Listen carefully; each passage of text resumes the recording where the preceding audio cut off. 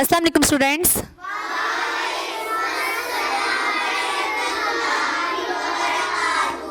How are you?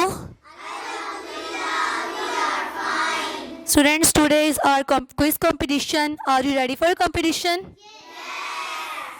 Okay, stand up, Anaya. What is matter? Everything that has mass and occupies space is called matter. For example, air, books. Bolu. Very good. Sit down. Next. How many states of matters are there? 3. Very good. Okay, next question. Name the states of matter. Ayat Wasim.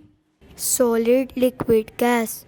Excellent. Okay, next question. What is the difference between solid and liquid? Solid has a definite shape, liquid does not have a definite shape.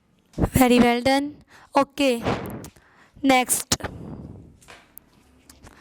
Bag is an example of. Stand up, Ayat Shehzad. Solid. Very well done. Next.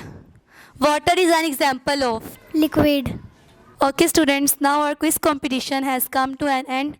Thank you so much for your participation and cooperation. Allah Hafiz.